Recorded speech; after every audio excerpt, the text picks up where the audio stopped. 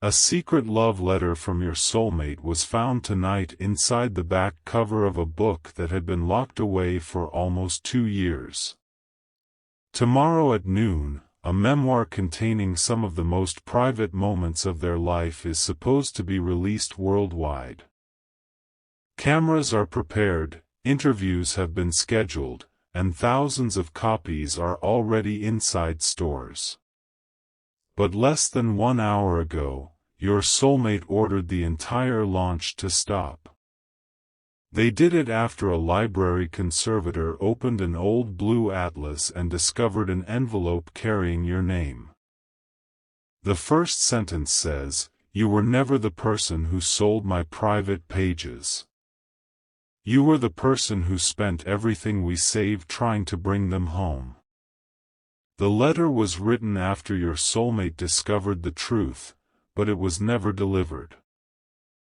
It remained trapped behind the book's damaged cover while you spent almost 2 years believing they still considered you a liar.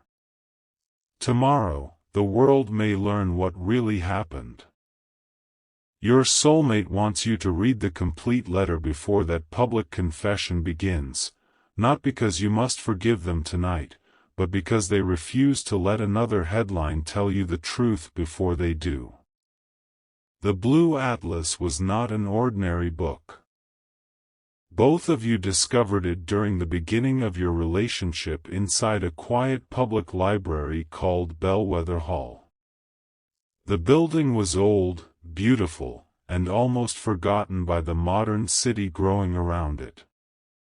It had tall windows, wooden staircases, and reading lamps that created small circles of light across long tables. Most visitors used the newer floors, but both of you preferred the upper archive where old maps, travel journals, and handwritten records remained. The atlas sat inside a glass cabinet near the final window.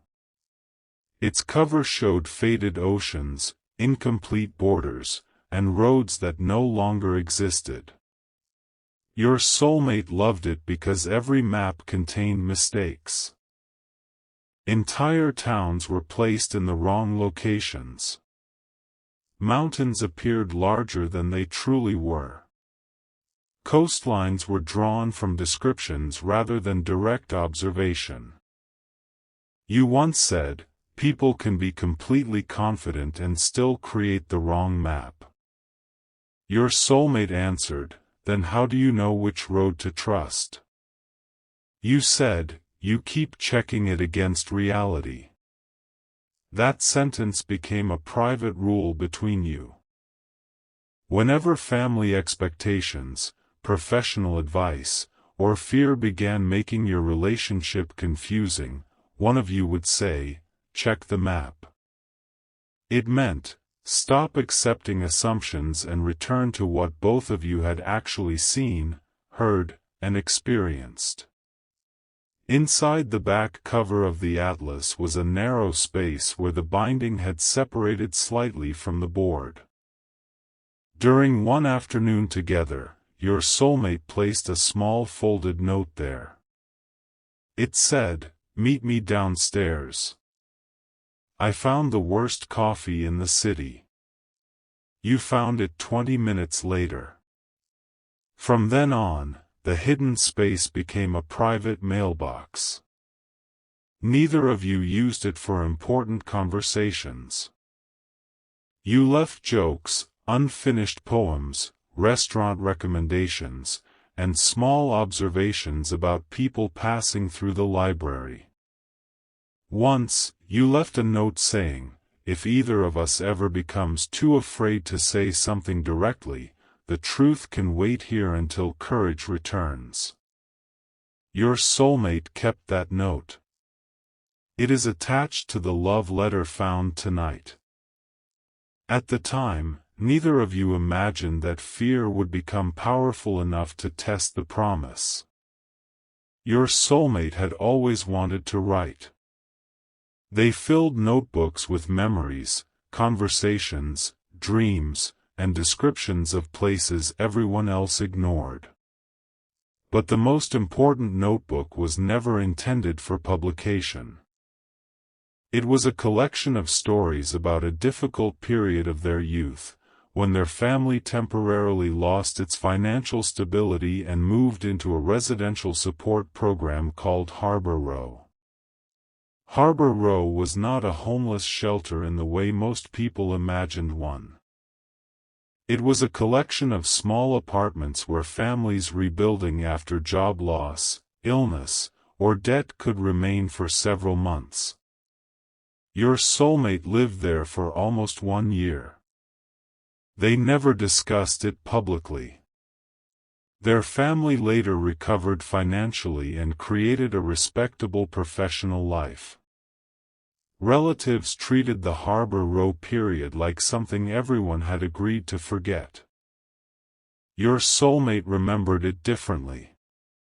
They remembered neighbors sharing food, adults working night shifts, children pretending the building was an enormous hotel, and a volunteer teacher who kept the community room open long after funding disappeared. The private notebook contained those memories. It also contained names. Some belonged to people who later became teachers, business owners, parents, and public officials. Many had never told colleagues or friends that they once lived inside temporary housing.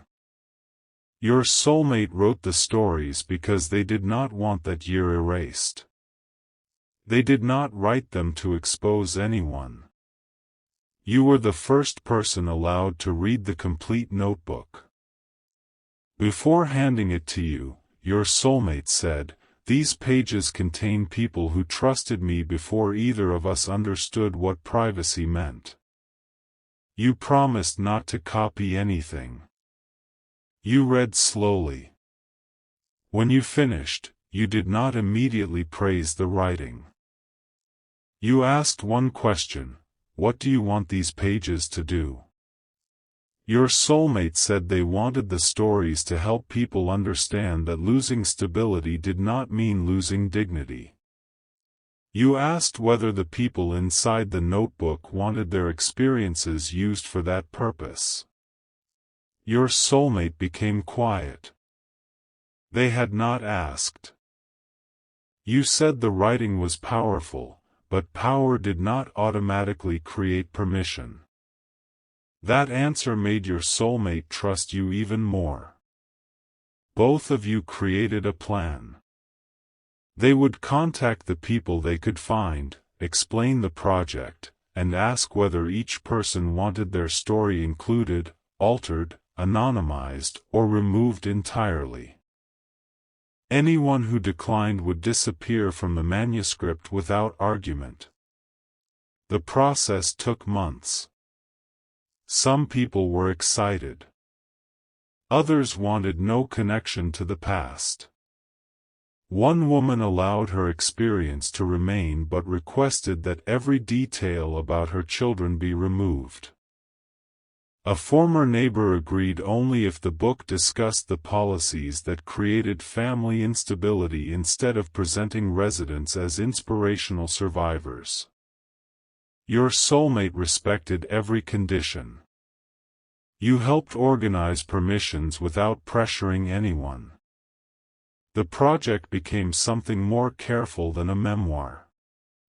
It became a record built around consent.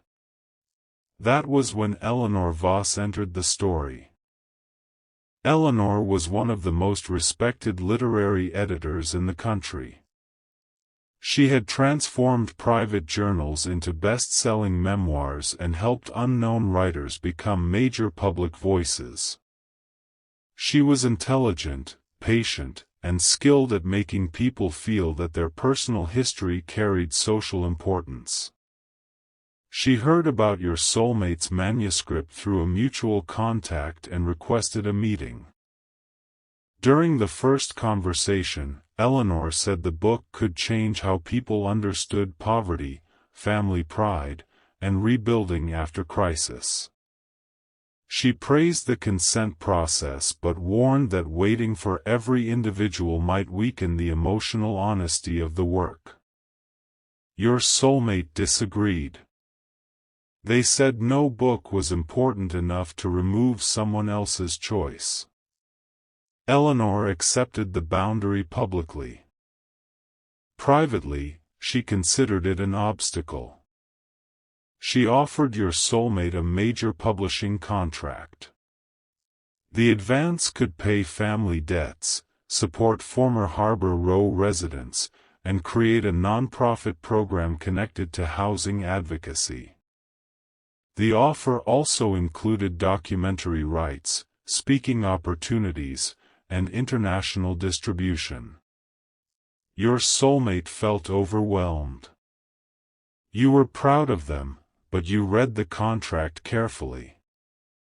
One clause gave the publisher broad authority to use drafts, recordings, photographs, letters, and background material connected to the memoir. Another allowed editors to change identifying details without returning every revision to the people described. You objected. Eleanor said the clauses were standard and necessary for professional publishing. You said the manuscript's ethical structure could not disappear because a company preferred efficiency.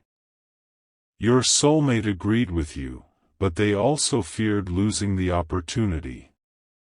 Eleanor told them that publishers moved quickly and another project could receive the budget if negotiations became difficult. Pressure entered the relationship. You did not ask your soulmate to reject the deal. You asked them to secure clear protections first. Eleanor began describing you as someone who struggled to separate love from professional control. She never accused you directly. She asked questions. Did your soulmate believe you were comfortable with their growing success? Why did you need to review every contract? Why did you speak for people whose stories belonged to your soulmate? Were your concerns really about consent, or were you frightened the book would create a future where your soulmate no longer needed your guidance? These questions reached your soulmate during moments of exhaustion. They defended you, but the seed had been planted. You were becoming the person who slowed everything down. Eleanor offered a compromise. The publisher would scan the notebooks and prepare a private editorial draft while negotiations continued. No material would be released. Access would be restricted to 3 senior employees. You requested an independent digital archive rather than the publisher's system. Eleanor said that would delay everything. Your soulmate agreed to the scan. You were uncomfortable, but the notebooks belonged to them. Within 2 weeks, every page existed inside the publisher's private server. Then someone contacted you anonymously. The message contained a photograph of one original notebook placed inside a hotel room. Beneath it was a sentence: "Private pages are being offered before the contract is signed." You initially believed it was a scam. The sender provided 3 photographs showing handwritten pages that had never been shared publicly. One described a night when your soulmate's family had no electricity. Another contained the real name of a child who lived at Harbor Row. A third included a private letter written by your soulmate's mother. The sender claimed a collector was preparing to purchase the notebooks and sell selected material to a documentary company. You told your soulmate immediately. They showed Eleanor. Eleanor examined the photographs and said the pages appeared genuine. She suggested someone connected to the consent process may have copied them. You were one of the only people outside the publishing team who had handled the notebook. The implication entered the room without being spoken. You asked whether the publisher's scan logs had been reviewed. Eleanor said security systems showed no unauthorized access. You requested the raw logs. She refused because they contained confidential employee information. You suggested reporting the theft to police. Eleanor warned that a public investigation could expose the names both of you were trying to protect. If authorities seized the publisher's servers, private stories might enter legal records. Your soulmate became frightened.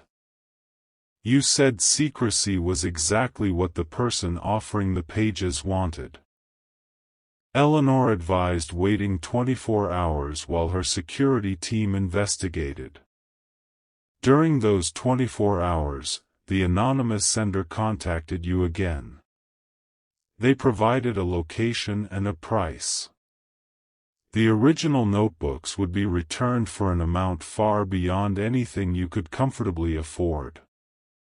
If payment was not made, selected pages would be offered to journalists. You asked for proof that the seller possessed the originals. They sent a video. The notebooks were real. You contacted an attorney without telling Eleanor. The attorney said police involvement remained possible, but immediate action might cause the seller to release digital copies. A controlled recovery could protect the physical material while evidence was preserved. You wanted to tell your soulmate. The seller warned that they were monitoring communication. If the publisher or your soulmate became involved, the offer would disappear. You made a decision alone. It was the first major mistake you made inside the crisis. You used the savings both of you had been building for a future home. The account was in your name, although both people had contributed informally. You withdrew almost everything and arranged to meet the seller's representative inside a hotel cafe. You believed you could recover the notebooks and explain once the materials were safe. A photographer captured the meeting. The images showed you handing an envelope to a man connected to an entertainment news company. They showed him giving you a black case. They did not show the notebooks inside. Eleanor received the photographs before you returned. She called your soulmate into the publishing office. She placed the images on the table beside a bank record showing the large withdrawal. Then she played a short recording supposedly provided by the seller. Your voice said, "The pages are worth more now that the book deal exists. They will never know where the leak came from." The voice was yours, but the sentence was not. It had been assembled from two conversations recorded during contract meetings.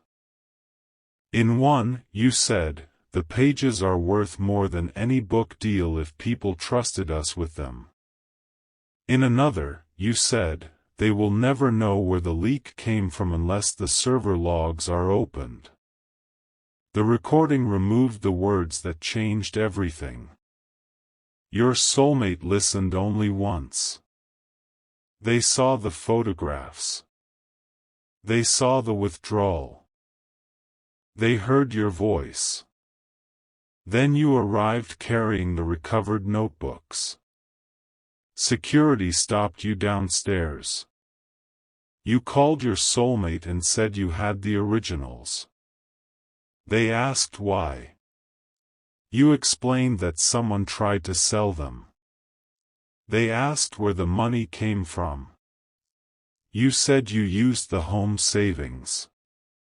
Your soulmate's breathing changed. They asked why you secretly met someone connected to the media.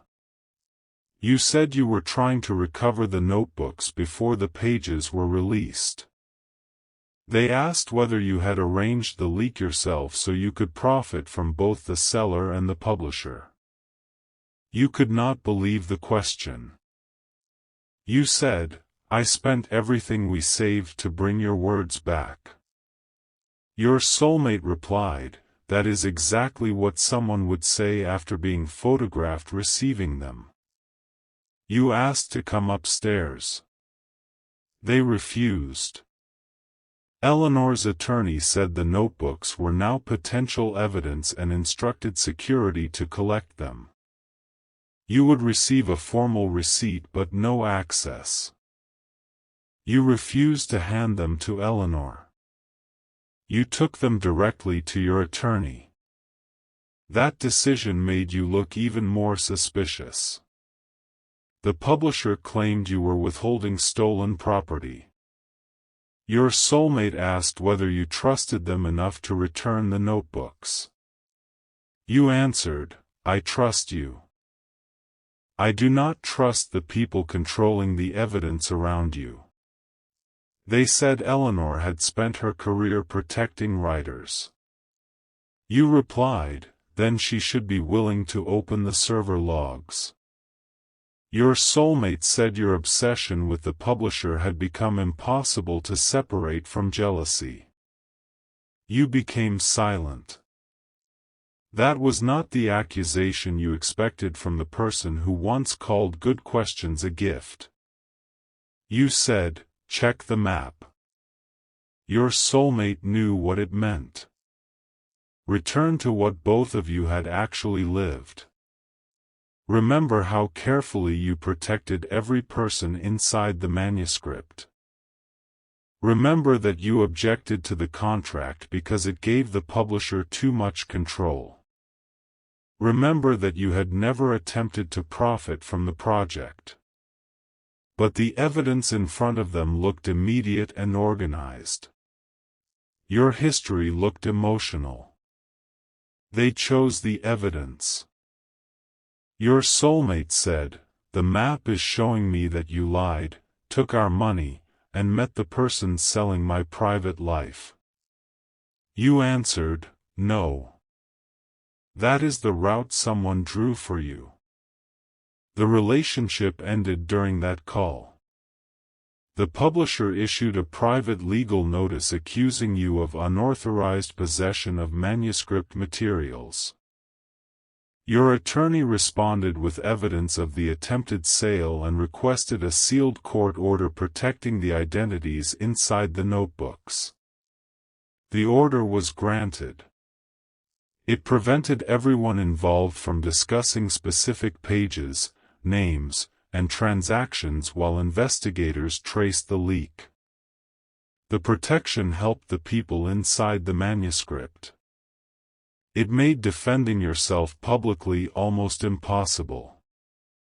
Eleanor told your soulmate that you requested secrecy because the evidence would expose your involvement.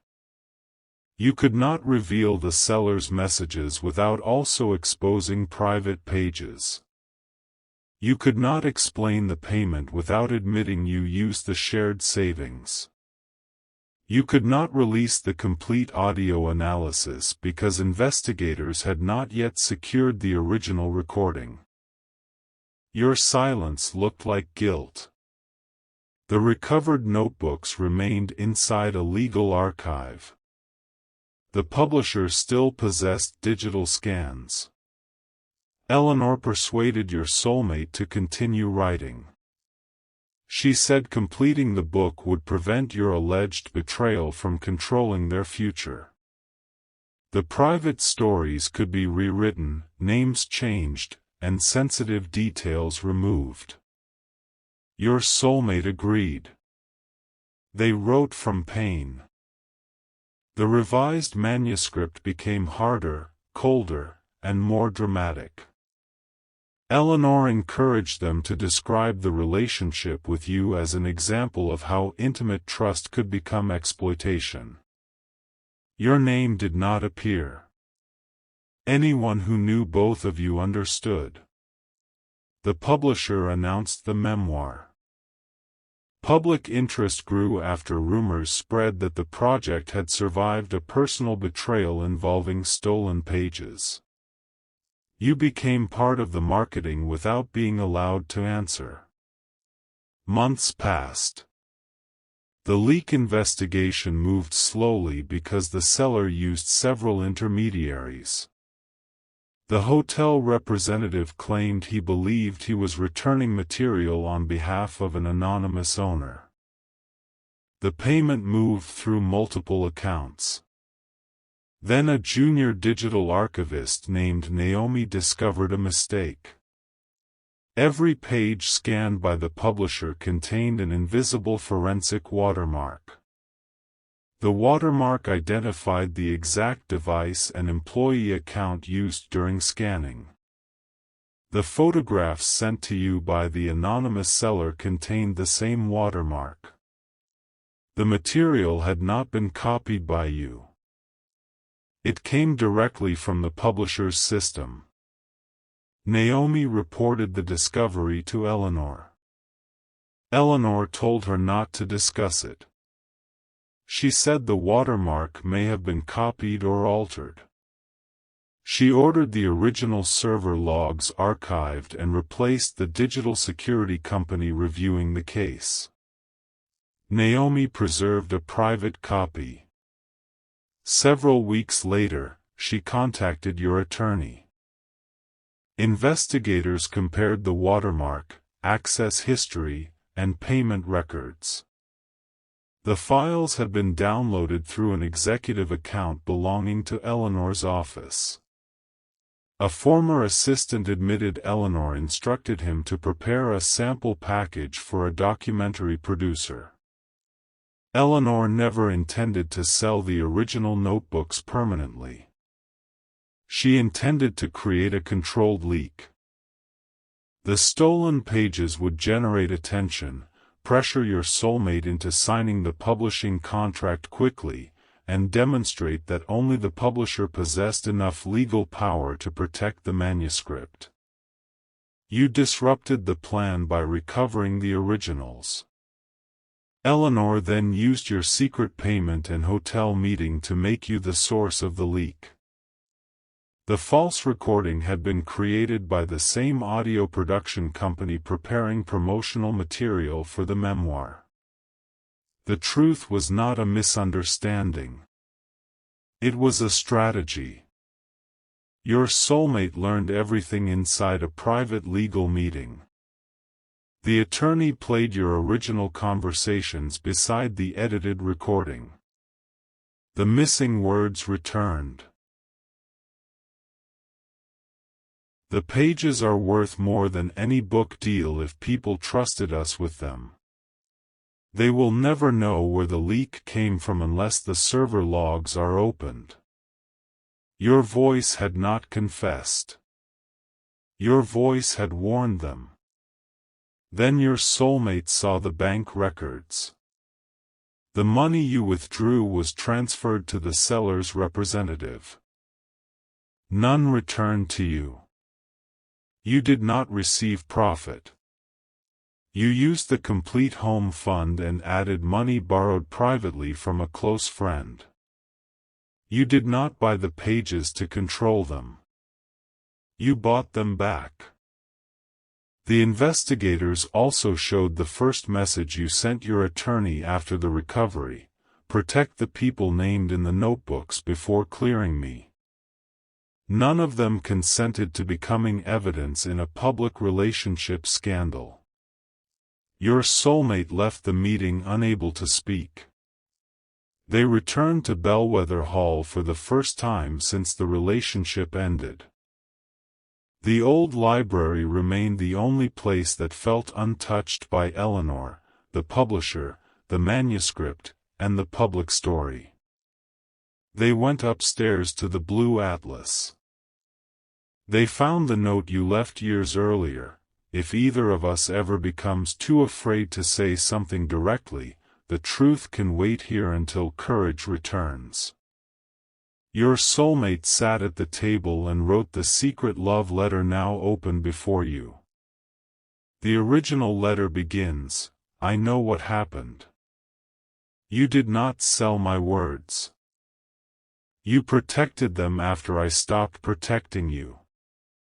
They describe the watermark, the edited recording, and the payment.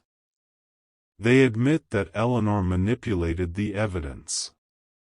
Then they write, "But this letter cannot make Eleanor responsible for everything I did." Your soulmate knew your character before the photographs appeared. They knew how carefully you handled every consent form. They knew you had argued against exploiting private stories when a major contract was available. They also knew the meaning of "check the map." You were asking them to compare the accusation with the person they had actually known. They refused. The letter says, "I chose the version that arrived with documents, experts, and confident voices because believing you would have required me to risk the deal, challenge the publisher, and admit that powerful people had selected me because they thought my fear could be managed." Your soulmate admits something even more painful. After discovering the truth, they did not contact you immediately. They wrote the letter. They hid it inside the blue atlas. They told themselves this was the first step toward courage. Their plan was to return the following morning, retrieve the letter, and deliver it personally. They wanted to see your face rather than allowing another message to stand between both of you. That night, a water pipe burst above the archive. The upper floor flooded. The library closed the rare books section indefinitely. Damaged books were packed into preservation crates and transferred to climate-controlled storage. The Blue Atlas disappeared into an inventory system no ordinary visitor could access. Your soulmate arrived the following morning and found the staircase blocked. They told themselves they would contact you another way. They did not. Days became weeks. The investigation remained sealed. The publisher's contract was still active. Eleanor threatened to sue if your soulmate publicly accused her before the legal findings were complete. These obstacles were real. They were not the complete reason for the silence. The letter includes pages added later. Your soulmate returned to the library's lower floor several times and wrote new sections without access to the original envelope. They kept them separately. Those pages say, "I became afraid that the truth would not be enough. I imagined finding you, explaining everything, and hearing that the person who waited for me no longer existed." Shame became another locked door. Your soulmate began calling silence respect. They said you deserved peace. They said contacting you might reopen pain. They said legal clarity needed to arrive first. Beneath those explanations remained a simpler fear: you might say no. Your soulmate admits, "I used the possibility of respecting your boundaries to avoid asking what your boundaries actually were." That accountability changes the letter. They do not present themselves as someone prevented from reaching you for 2 years. Eleanor created the lie. The flooded archive trapped the first letter. The legal process delayed public correction. But your soulmate still possessed a phone, an attorney, mutual contacts, and the ability to ask whether you would receive a message. They did not use them. They allowed the memoir to continue toward publication. They rewrote sections, removed the direct accusation, and told themselves the book had become separate from what happened. It had not. The entire public narrative still depended upon the idea that they survived a betrayal. Tomorrow's launch was built around that story. This afternoon, the library conservator opened the atlas during a final inventory. Bellwether Hall is being renovated, and several damaged books will be transferred to another institution tomorrow. The loose back cover separated. The envelope fell onto the table. The conservator recognized your soulmate's name because the memoir launch had been widely advertised. She contacted the publisher first. Naomi, now working with the legal investigation, learned about the letter and stopped Eleanor's remaining team from collecting it. An independent attorney delivered the envelope directly to your soulmate. They opened it and read the person they were 18 months earlier trying to become brave. Then they read the note you left years before.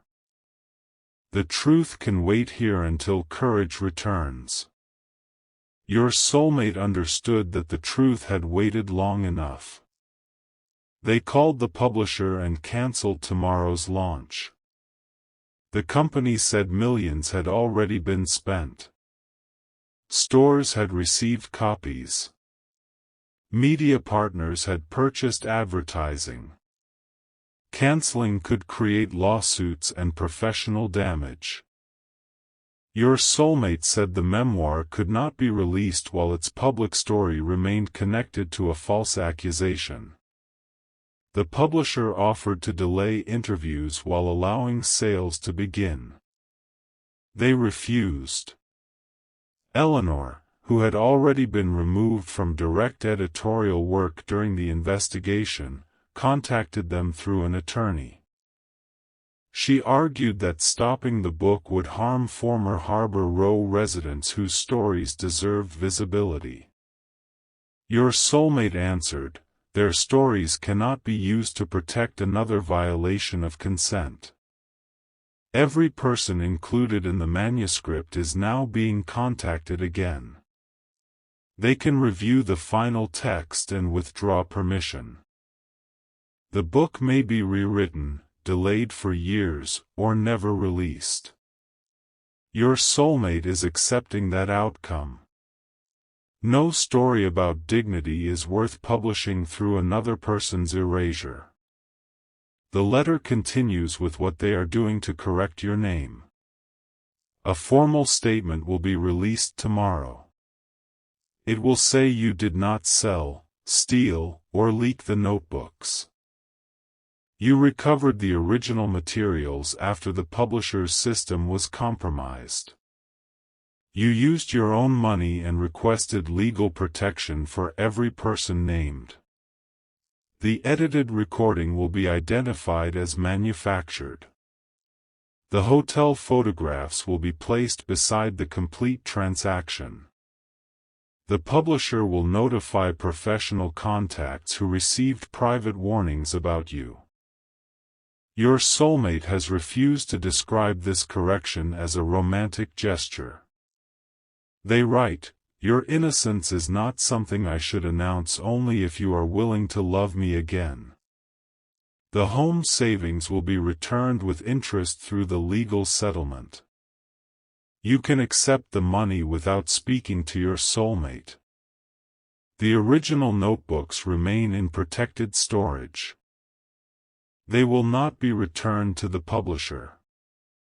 Your soulmate has requested that you receive confirmation that every unauthorized digital copy has been identified and removed where legally possible.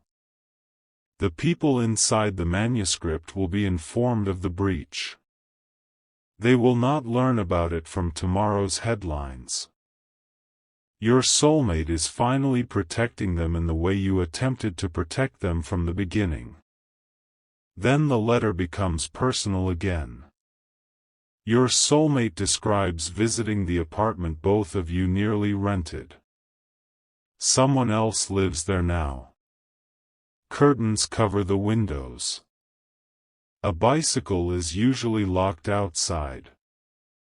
On one visit, they saw two people carrying groceries upstairs while arguing playfully about whether they had forgotten coffee. Your soulmate writes, I used to imagine that our life was waiting inside that apartment. It was not. A future does not wait unchanged while one person is left without the truth. The person you were before the leak may no longer exist. Your plans may have changed. Your heart may have healed in a direction that does not include them. Your soulmate does not describe that as another loss inflicted upon them. It is the natural consequence of time you were forced to live without an honest explanation. The final page begins, please read this before tomorrow, but do not answer before tomorrow. Your soulmate does not want the approaching public statement to make you feel responsible for comforting them or influencing the book's future. The launch has already been cancelled. The correction has already been approved. Eleanor's investigation will continue. Nothing depends upon your immediate response. They want you to read before tomorrow because once the public story appears, everyone may speak about what happened. Journalists may call it a publishing scandal. Commentators may describe you as the loyal partner who sacrificed everything. Strangers may turn the relationship into a simple story of betrayal and reunion. Your soulmate does not want those people to reach you first. They write, you were not perfect. You made the decision to use our savings and meet the seller without telling me. That decision frightened me, and we would have needed to discuss it even if no one manipulated the evidence. But your mistake was trying to solve the danger alone. Mine was allowing other people to define why you did it. This distinction matters. The truth does not require turning you into a flawless hero. You acted under pressure. You withheld information. You took a financial risk affecting a future both of you shared. But you did not sell the notebooks. You did not create the leak. You did not profit. You acted to recover private material and protect people who never consented to exposure. Your soulmate's fear deserved a direct conversation. It did not justify a permanent accusation. The letter says, I loved you when I believed the recording.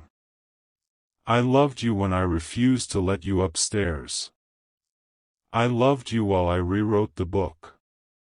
None of that hidden love protected your name, gave you access to the evidence, or treated you with dignity. Love can exist while behavior remains unsafe. Regret can be sincere while reconciliation remains uncertain. Your soulmate understands that emotional confession is not enough. They are asking for one conversation only if you decide it would serve your peace. You may bring an attorney. You may write instead. You may request answers without discussing the relationship. You may never respond. Your soulmate will not interpret silence as proof that you stopped loving them or that the truth arrived too late to matter. They write, you already spent too long answering an accusation you were not allowed to see completely. I will not create another question you are pressured to answer quickly. The final lines of the secret love letter say, I thought the worst thing Eleanor stole was my manuscript. She stole the map between us, and I helped her redraw you into someone I could fear. Then, You spent the future we were saving to rescue the pages carrying my past. I repaid you by allowing that sacrifice to become evidence against your character. And finally, I do not know whether love still lives where I left it. I know the truth does. This time, I will not hide behind experts, contracts, or silence. You did not betray my words. I betrayed the person who protected them. That is why your soulmate wants you to read the letter before tomorrow. Not because tomorrow your chance to love them disappears. Not because fate requires an immediate answer. Tomorrow, the false public story ends. The memoir launch will not happen. The publisher's correction will be released. People who heard that you sold the private pages will learn that you recovered them. The world may finally understand what you did. Your soulmate wants you to understand something more important. They know what they did. You may feel relief after reading the letter. The photographs did not show betrayal. The payment was not profit. The recording was altered. The notebooks returned because you acted before the publisher could use them. Relief may become anger because the truth existed inside the evidence your soulmate refused to examine. You may grieve the apartment, the library notes, and the life both of you almost created. You may decide the correction provides closure rather than another beginning. You are allowed to make that decision. Do not return because a secret letter sounds beautiful. Observe what your soulmate does after tomorrow. Do they protect every person inside the manuscript? Do they accept financial and professional consequences without blaming you? Do they correct your name in every room where they allowed doubt to spread? Do they respect your privacy when the story attracts attention? Do they allow the memoir to disappear completely if consent cannot be restored? Do they accept your answer without rewriting it into another story about themselves? One letter can reveal understanding. Consistent behavior proves change. Your soulmate says they will visit Bellwether Hall after the public statement. The upper archive remains closed, but the library has placed the blue atlas inside a protected display for 1 day before it is transferred. They will leave no ring. No new contract. No request for you to appear. They will place 2 blank pages beside the atlas. One belongs to them. One belongs to you. The blank pages do not represent a guaranteed future. They represent the choice both of you were denied when someone else wrote the ending. Comment: no one will rewrite the truth of my heart. If you believe love must protect consent, direct communication, and personal dignity. Like this video if you believe a person's complete character should matter more than one carefully manufactured piece of evidence, and subscribe for more emotionally powerful stories about secret letters, hidden truth, accountability, and self-respect. A secret love letter from your soulmate was just found inside the place where both of you once promised that truth could wait until courage returned. The letter waited almost 2 years. Tomorrow, the false story ends publicly. What happens between you and your soulmate after that will not be decided by the publisher, the leaked pages, the hidden recording, or the people watching from outside. For the first time since the night your future disappeared, the next page is blank.